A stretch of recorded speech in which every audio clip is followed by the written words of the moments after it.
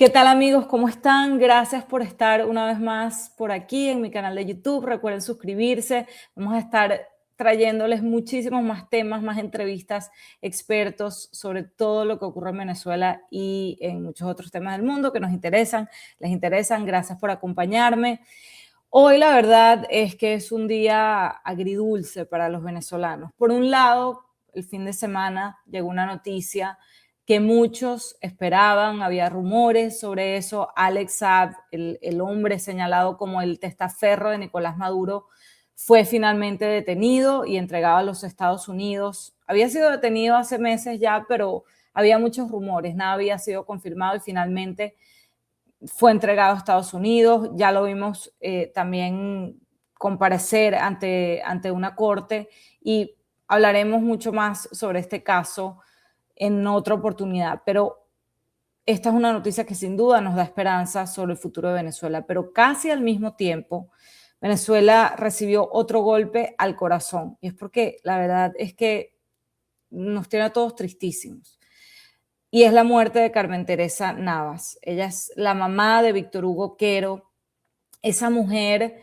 que durante más de un año recorrió pasillos, golpeó puertas, lloró frente a las cámaras buscando a su hijo que estaba desaparecido y que apenas hace unos días tuvo que enterrarlo después de enterarse de que había muerto hace más de 10 meses y además había muerto bajo custodia del Estado, sin que nadie se lo dijera. Carmen Teresa no aguantó más y con su muerte suman 5 las madres de presos políticos que han muerto desde noviembre del año pasado sin poder ver a sus hijos en libertad plena. Son 5 en solo 6 meses. Esto es algo espantoso. Esto también es una forma de tortura. Así que para hablar de esto, de lo que significa, de lo que dice sobre el sistema que vivimos en Venezuela, tengo hoy una invitada muy especial, una voz esencial. Se trata de Elisa Trota-Gamos, quien es activista de derechos humanos. Por supuesto que nos interesa mucho su opinión porque este es un caso que ha tocado, yo diría que a todos los venezolanos nos ha conmovido. Desde anoche estamos como con el corazón encogido por todo esto y lo que hablábamos hace minutos. Elisa, gracias por estar con nosotros el día de hoy. Estamos un poco sin palabras, ¿no? Ante esta atrocidad y parece que esto no tiene fin. Yo quería agradecerte por estar aquí, un poco preguntarte cómo te sientes, ¿no? Con esta noticia del caso de la madre de Víctor Hugo Quero. Sí, bueno, gracias María Alesia por el espacio. Yo creo que es eso. La verdad es que hace casi 2 semanas, 10 días, cuando nos enteramos de la muerte oficialmente, lo que lamentablemente ya muchos sospechábamos ante tanto silencio, ante tanto sadismo de ver a esa madre, buscar y recorrer los centros de tortura de toda Venezuela buscando a su hijo, cuando oficialmente vimos el descaro con el que la dictadura interina reconoció la muerte de Víctor Quero Navas.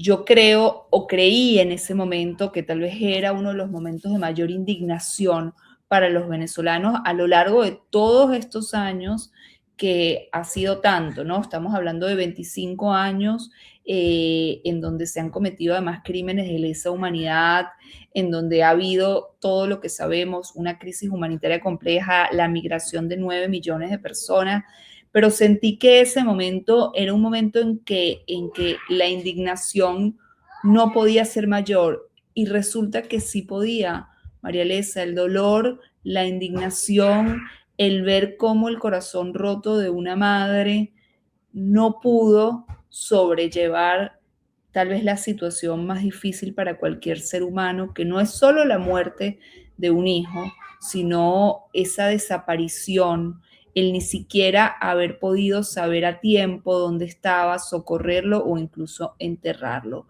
Y yo creo que eso es lo que sentimos, no todos los venezolanos, todos quienes hemos transitado durante tanto tiempo y tantos años esa búsqueda por democracia, por libertad, que hemos defendido los derechos humanos, que hemos denunciado lo que sucede en Venezuela y ver cómo se siguen burlando de nosotros, tal vez en ese caso, que quiero pensar con todo el dolor de mi alma que tiene que ser un caso que definitivamente nos movilice como sociedad, como comunidad internacional, para decir no más.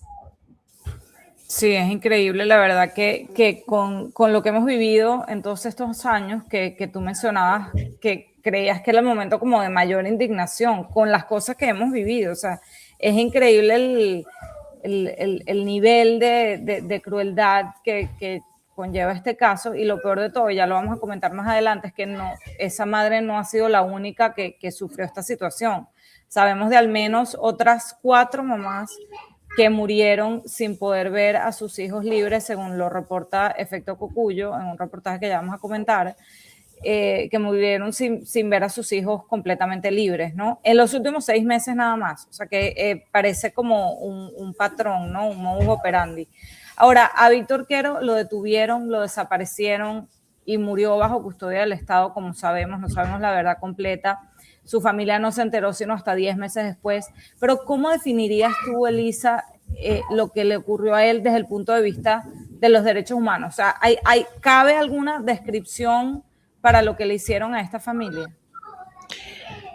Mira, yo creo que definitivamente aquí hay muchísimos patrones que lamentablemente coinciden en una situación como esta. La primera es la de la desaparición forzada. Evidentemente, su familia nunca supo dónde estaba, nunca tuvo contacto, ni ellos ni ninguna representación legal.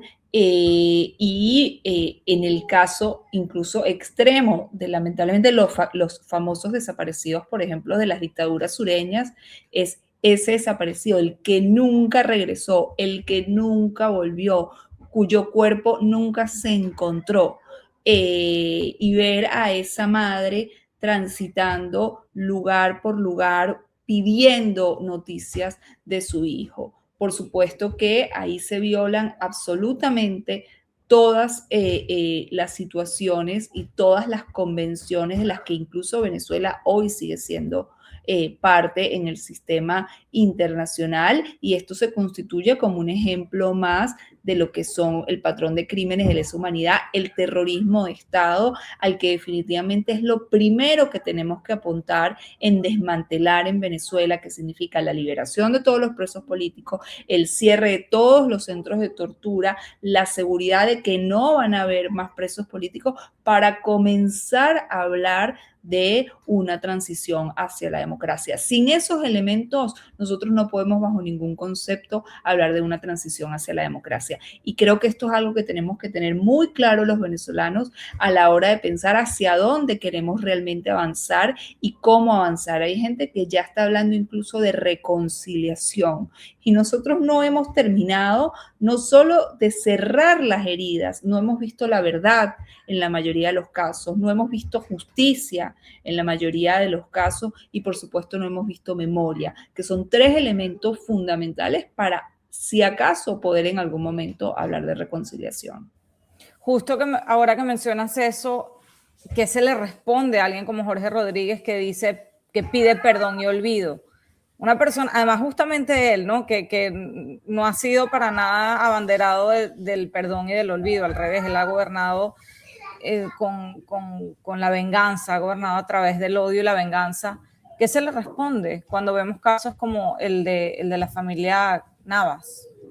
Mira, yo creo que es difícil responder a tanto cinismo, sobre todo por estos hermanos que, como tú bien dices, llegaron además al poder con un objetivo específico, que fue vengarse de todo un país, de los que habían nacido, de los que no habíamos nacido cuando asesinaron a su papá. Un hecho, por supuesto, terrible, un hecho que no tendría que haber ocurrido nunca, y menos en una democracia, y que lamentablemente ocurrió, pero que bajo ningún concepto puede justificar que se cometan sistemáticamente miles y miles de violaciones de derechos humanos en un régimen de terrorismo de Estado como el que ellos han constituido. Y yo creo que es difícil responder, como te decía, a este cinismo, a esta vergüenza. Y si es cierto que lo dudo profundamente, pero espero estar equivocada, que ellos quieren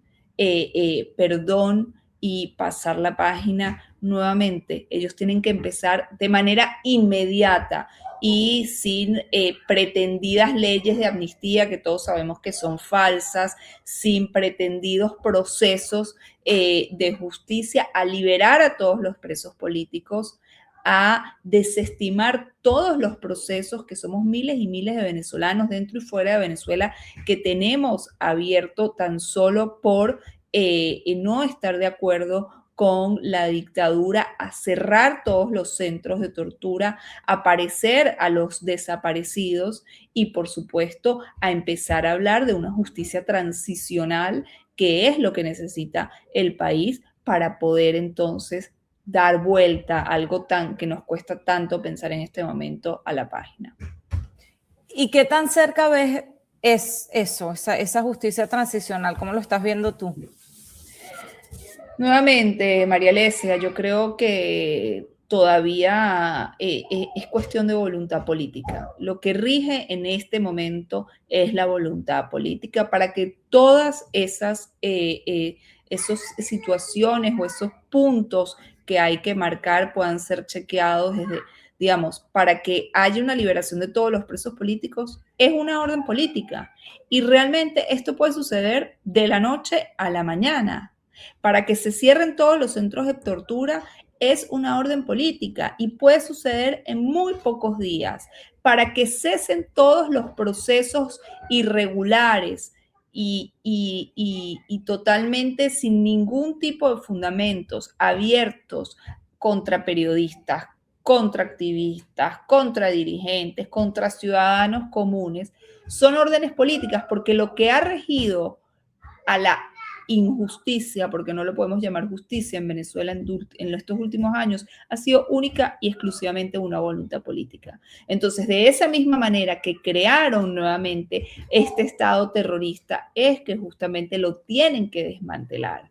Y eso, el tiempo está corriendo en contra de ellos, pero también lamentablemente está corriendo en contra de las víctimas. Y aquí es donde yo creo que la sociedad venezolana tiene más que nunca un rol fundamental. Hoy escuchaba al presidente de la Federación de Centros Universitarios decirle a todo el país que que se hagan caso, que hagan lo posible por acompañar esta propuesta, esta aclamación de los estudiantes para manifestarse pacíficamente a favor de la libertad, a favor de los derechos humanos y porque cese la represión y las violaciones de derechos humanos en Venezuela. Necesitamos a toda una sociedad movilizada dentro y fuera de Venezuela. Ciertamente necesitamos a toda una comunidad internacional movilizada. Finalmente, los mecanismos de derechos humanos que cuando han llegado ha sido tan tarde, necesitamos verlo, que se efectivice,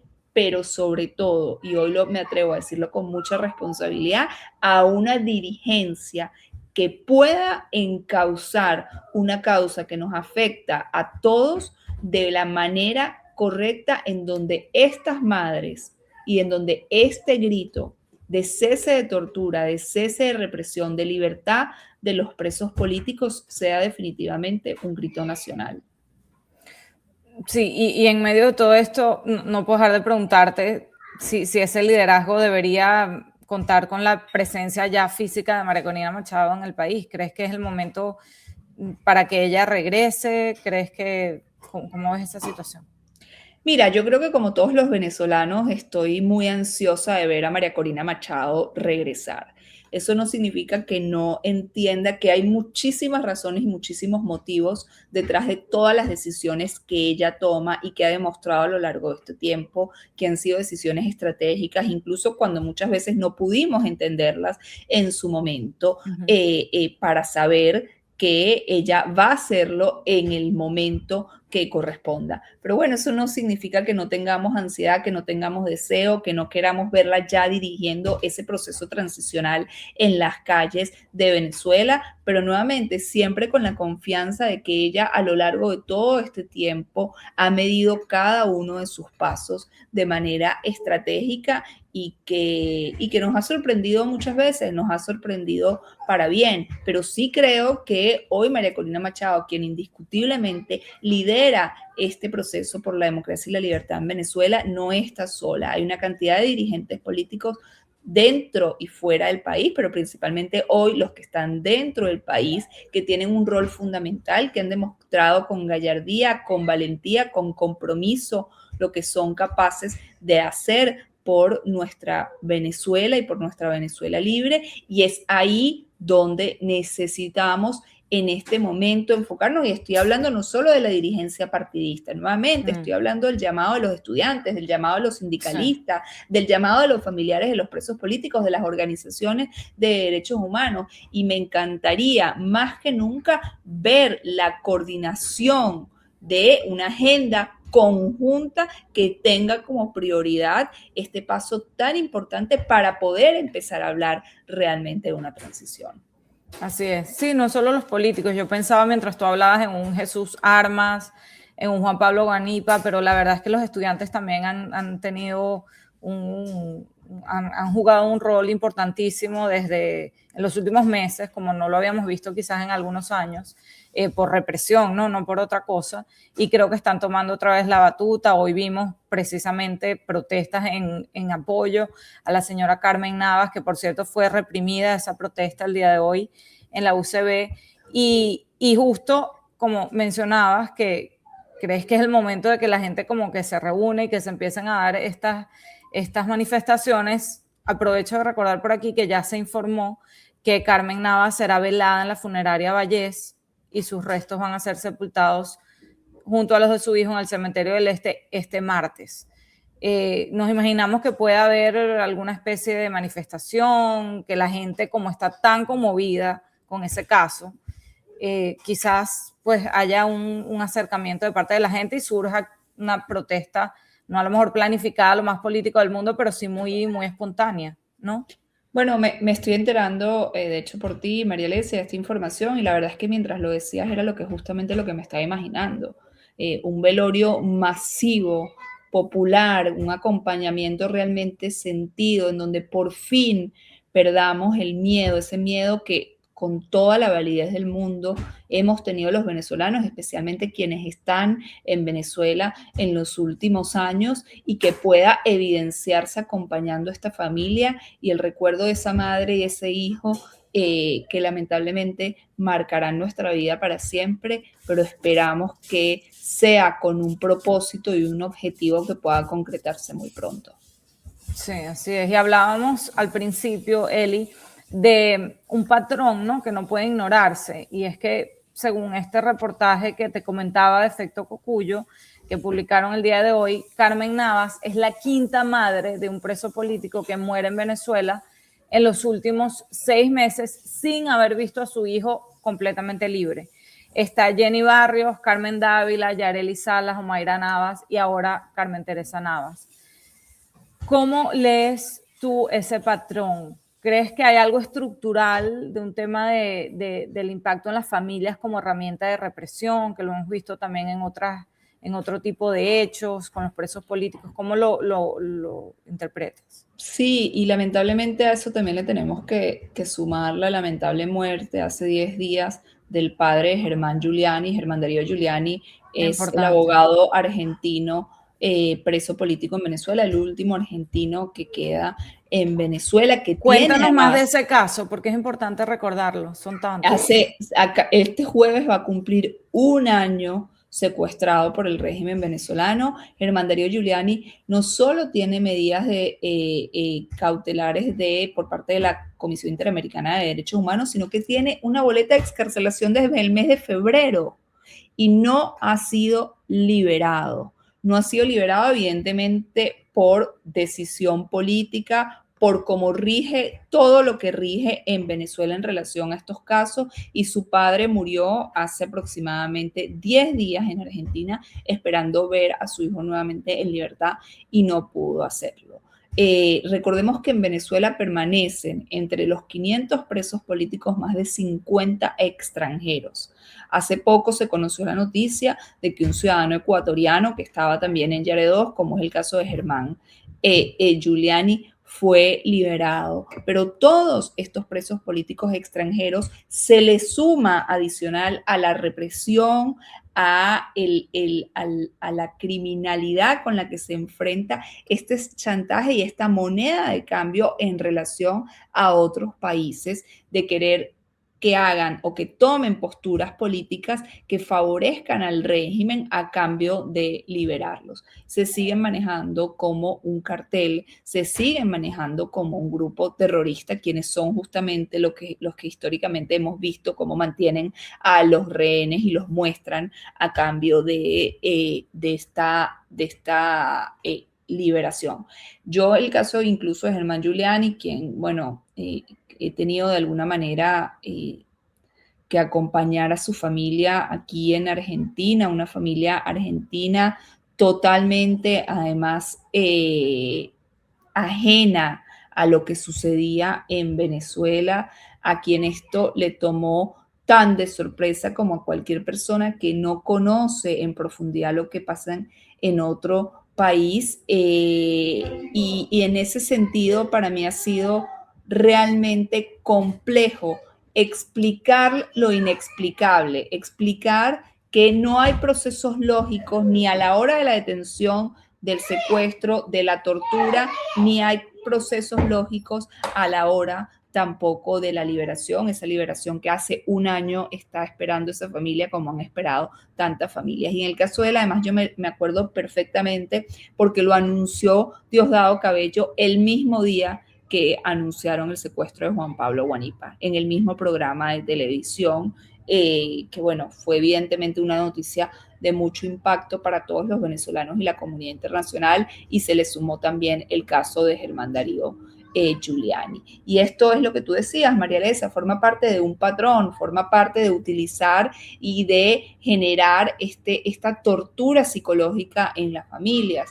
En los informes de la misión Independiente de Hechos se ha demostrado en varias oportunidades que el método, hay un método nazi denominado, ahora olvidé el nombre porque es Siebenhaft, algo así. Siebenhaft, exactamente, en alemán, de cómo utilizar y secuestrar a las familias de una forma tal, no solo de llegar a la persona que están buscados, sino de torturar y de castigar a las personas que están buscados. Y no sé si este caso encuadra directamente, pero es muy, digamos, estar directamente vinculado el sufrimiento de todas las familias, de todos los allegados, de los presos políticos, de personas que además sin tener recursos han tenido que dejar de trabajar, han tenido que movilizarse hasta los centros de tortura que muchas veces les quedan lejos a sus lugares, a los lugares en donde vivían, han tenido que acampar sin ningún tipo de condiciones y sin ningún tipo de recurso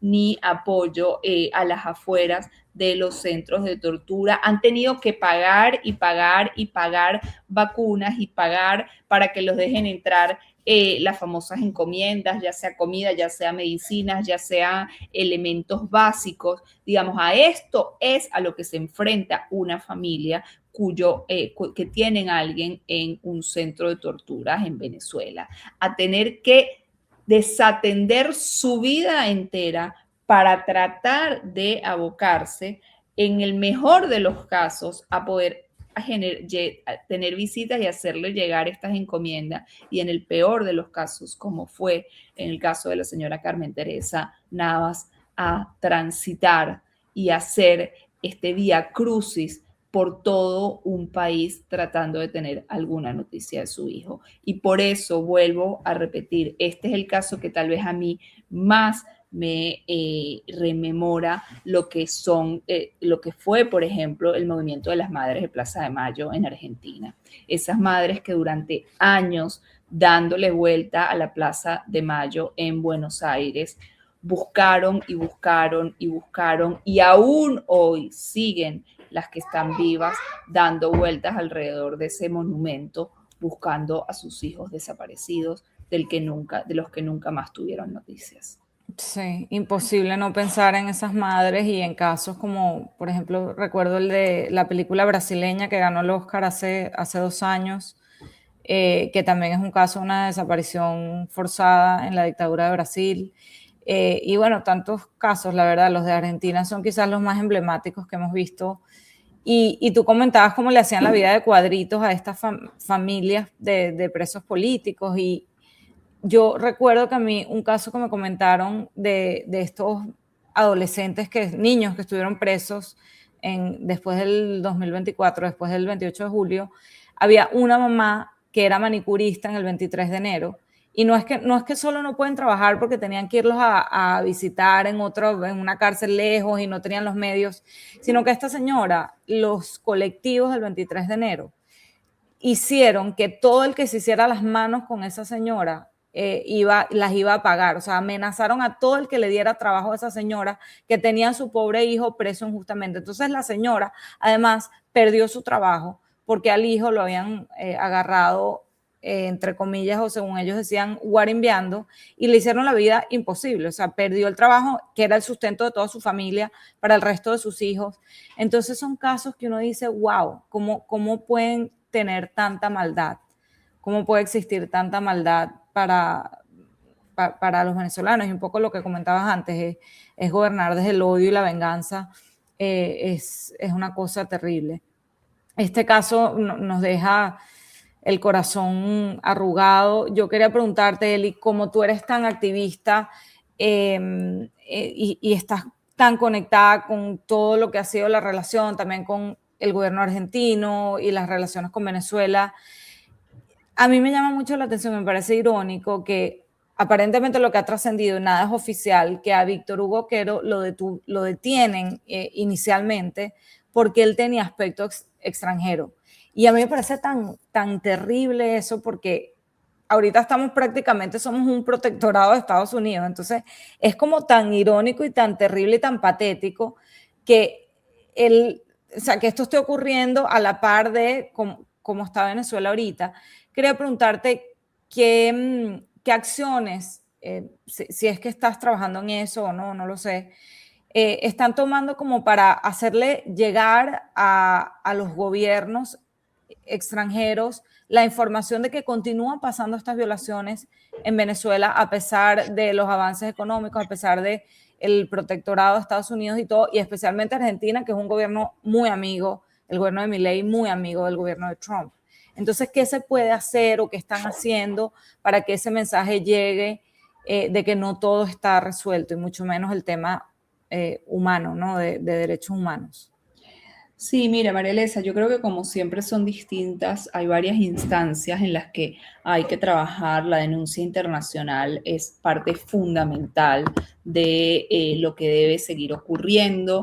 Lamentablemente se siguen acumulando casos en la Corte Penal Internacional. Específicamente en Argentina tenemos abierta una causa por crímenes de lesa humanidad en donde hay órdenes de captura, incluso contra Maduro y Diosdado Cabello, a la que recientemente se sumó como querellante Nahuel Gallo, el gendarme argentino que estuvo 14 meses desaparecido en Venezuela, y es una causa que sigue avanzando. Es un caso muy importante porque en Argentina rige la jurisdicción universal, es decir, que se pueden investigar y juzgar casos y violaciones de derechos humanos sin importar en dónde ocurrieron ni la nacionalidad de las víctimas o de los victimarios. Eso por un lado, digamos, hay que seguir acudiendo a los organismos internacionales, a las instancias internacionales, a toda palestra posible para denunciar lo que sucede en Venezuela. Por otro lado, también hay que siempre estar muy atento a las maniobras que intenta hacer el régimen ahora con, por ejemplo, queriéndose reinsertar en el Mercosur. Venezuela está suspendida del Mercosur justamente por incumplir con el protocolo de Ushuaia, que es el protocolo de Mercosur basado en la protección a los derechos humanos, y ahora pretenden reinsertarse. Por otro lado, a nivel mediático es fundamental, digamos, hacer algo que nosotros quisiéramos es poder enviar todos los días noticias a los medios internacionales de cómo está progresando Venezuela, pero lamentablemente tenemos que seguir llenando los medios de comunicación con noticias tan terribles como la de los últimos días. Y finalmente el activismo en las calles de los venezolanos y de los ciudadanos del mundo que nos acompañan, que sepan los familiares, los dirigentes, todo aquel que le importe Venezuela y sobre todo quienes están en Venezuela, que no están solos. Por eso la movilización sigue siendo una herramienta fundamental en donde la sociedad no solo se puede expresar, sino también demostrarle al mundo entero lo que está pasando. Por otro lado, la articulación nuevamente con los gobiernos extranjeros sigue siendo fundamental. Mi confianza ahí, más allá del trabajo que cada uno de nosotros lleva adelante según su medida y sus posibilidades, el rol fundamental que está teniendo María Corina Machado en ese sentido. Elisa, muchísimas gracias por estar con nosotros el día de hoy. Súper importante tus aportes y todo lo que nos dices del tema de los derechos humanos que lamentablemente continúan. Es triste que esta situación continúe a pesar de todo lo que ha pasado desde el 3 de enero y bueno, yo creo que tenemos optimismo de la Venezuela que viene, pero tenemos que seguir vigilantes ante situaciones como esta y bueno, un fin de semana tan triste, bueno, un día tan triste como el que hemos vivido hoy después de conocer la muerte de la señora Navas. Elisa Trota, activista de derechos humanos, gracias por acompañarnos. Gracias a ti, María Elisa, un abrazo. Un abrazo.